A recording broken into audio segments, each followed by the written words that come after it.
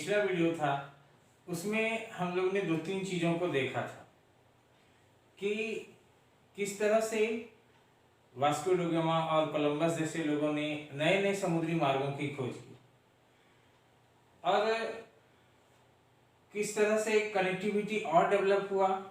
जो रास्ते पहले बंद हो गए थे उसके अपोजिट, उसके अल्टरनेट दूसरे रास्ते खोजे गए और उस दूसरे रास्ते के खोजने के परिणाम स्वरूप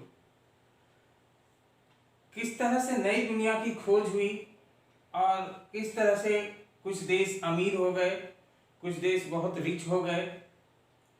और हमने पिछले वीडियो में बात किया था एक फेबल्ड सिटी एल डोराडो का भी, तो वो सारा चीज़ हमने पिछले वीडियो में डिस्कस कर दिया है।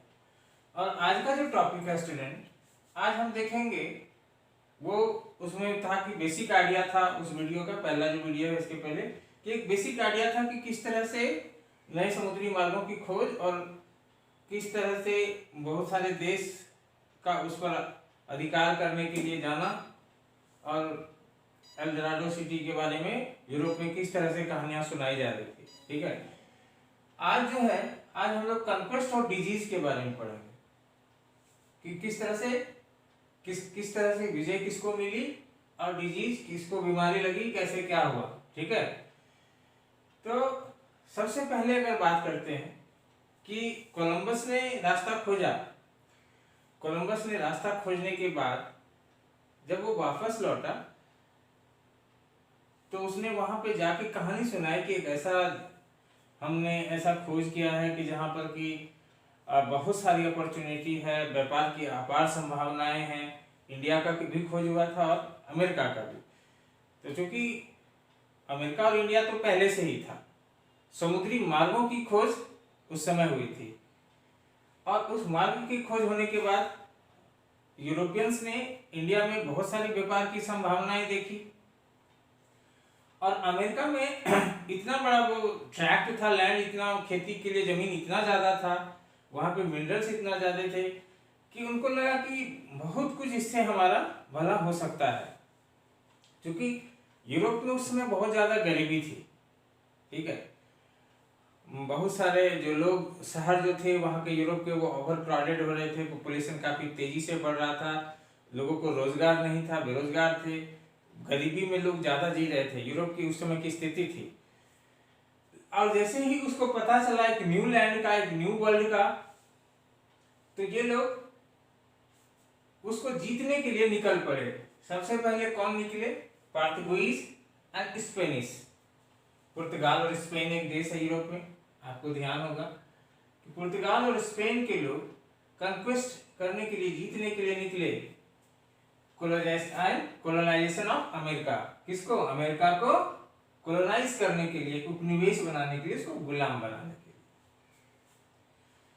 तो यहाँ पे चूंकि जो लोग आक्रमण करने के लिए जा रहे हैं एक ऐसे धरती पर जहाँ पहले कभी कोई बाहरी नहीं आया है, जहाँ टेक्नोलॉजी का कोई नामो निशान नहीं है, सभ्यता जहाँ विकसित नहीं हुई है, कोई आधुनिक कोई डेवलपमेंट कुछ नहीं हुआ है, और वहाँ ये हथियार वगैरह लेके, सेना को लेकर वहाँ पहुँचते हैं।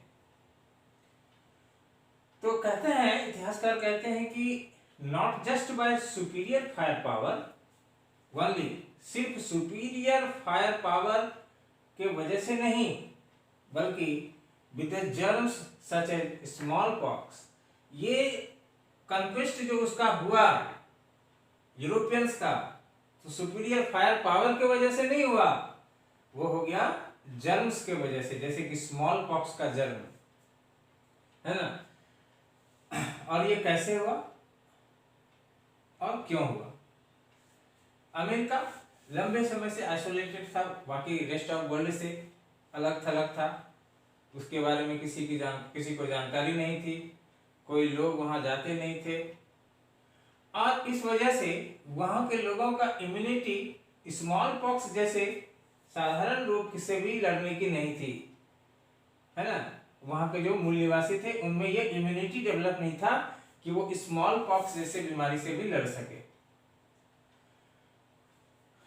अमेरिका यूरोप के जो लोग गए वहाँ, सेना वगैरह जो गए वहाँ, जो लोग गए उसको स्मॉल पॉक्स था, क्योंकि यहाँ ओवर क्राउडेड शहर में रहते थे, इस तरह की बीमारी सामान्य बीमारी थी यहाँ, और लोगों के अंदर उसका इम्यूनिटी डेवलप हो गया था यूरोपियंस को।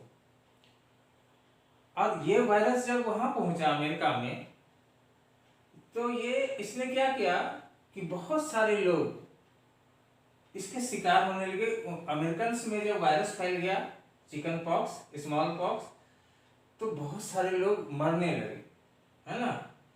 तो यूरोपियंस का काम तो इस वायरस ने ही कर दिया। जहां वो जाते थे युद्ध के लिए, वहां तो मैक्सिमम लोग पहले से मरे होते थे वायरस की वजह से, है ना। तो small pox prove deadly killer, ये डेडली किलर साबित हुआ। जैसे हम लोग के यहाँ भी कोरोना हो गया है, डेडली किलर। बहुत सारे लोग मर रहे हैं दुनिया भर में, लगभग 6 लाख लोग मर चुके हैं। और जबकि हम इतने डेवलप्ड हैं, हमारा मेडिकल साइंस इतना डेवलप होने के बाद ये स्थिति है। और अमेरिका की उस समय की बात तो कुछ और ही थी। It spread deep into the continent, ये पूरे कंटिनेंट में फैल गया। ए हेड, जैसे जैसे सिपाही जाते थे उसके पहले ही ये वायरस पहुंच जाता था। An even of any European reaching there, Europeans के पहुंचने से पहले ये वायरस पहुंच जाता था और लोग मर जाते थे। और संयोग ऐसा, यूरोपियन को ऐसा फेवरेबल कंडीशन मिला जिसके बारे में उसने सोचा भी नहीं था कि इस तरह का सपोर्ट मिल जाएगा, उसको इस तरह की सहायता मिल जाएगी वायरस की वजह से। वो जानबूझ के ऐसा नहीं कर रहे थे, वो जानबूझ के वायरस लेके नहीं गए थे, वो तो अनजाने में वहां चला गया था, अनजाने में ऐसा हो गया चमत्कार, और वहां के लोग मरने लगे। अगर कोई हथियार लेके जाता, लड़ाई होती, तो लोग उसका सामना भी करते, लेकिन वायरस का वो सामना कैसे करेंगे। जैसे अभी लोग कैसे पूरे दुनिया के लोग विवश हो गए हैं वायरस के सामने। एक अदृश्य जर्म है जिसे हम देख भी नहीं सकते और वो लोगों को बीमार कर रहा है और मार रहा है। उसी तरह का सिचुएशन अमेरिका में उस समय बना था, और जिसकी वजह से यूरोपियंस को बहुत ही आसानी से सफलता मिलती गई और उसने बहुत सरलता से अमेरिका को अपना कॉलोनी बना लिया। और इसी वायरस की वजह से paving the way of victory of Europeans, Europeans का जो विक्ट्री है वो तय हो गया। तो आपने अब ये समझ लिया होगा कि कन्क्वेस्ट और डिजीज क्यों यहाँ पे दिया गया है ना, कि कन्क्वेस्ट और डिजीज किस तरह से अमेरिका को कॉलोनाइज करने में, गुलाम बनाने में एक महत्वपूर्ण भूमिका निभाई। ठीक है, तो ये सारा चीज आपको, हमको लगता है कि क्लियर हो गया होगा कि किस तरह से जर्म्स वगैरह के कारण यूरोप को काफी आसानी से सफलता मिल गई। उसने वहां के लोगों को गुलाम बनाया और वहां के रिसोर्सेस का भरपूर दोहन किया, और वहां से सारा लाके इंग्लैंड में दिया। बाकी सब दूसरे स्पेन, पुर्तगाल सब लोग अमीर हो गए।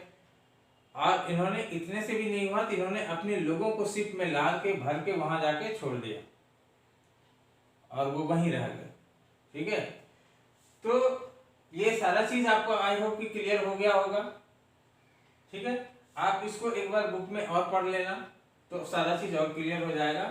और एक एक चीज को पॉइंट वाइज कॉपी में लिखते जाना है, कहीं कोई दिक्कत नहीं है। बहुत ही इसको याद करने का भी जरूरत नहीं है, आपका इस तरह से नोट बना रहेगा। एक बार दो बार पढ़ेंगे सारा चीज फिर से रिकॉल हो जाएगा।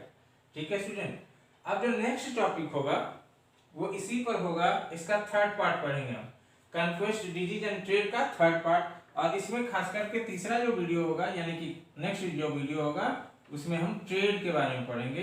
कन्क्वेस्ट और डिजीज तो क्लियर हो गया। अब जो नेक्स्ट वीडियो होगा वो सिर्फ ट्रेड के बारे में पढ़ेंगे कि किस तरह से ट्रेड की वजह से वर्ल्ड ग्लोबलाइज हुआ। कन्क्वेस्ट और डिजीज की वजह से देख लिया कि वर्ल्ड कैसे ग्लोबलाइज हुआ।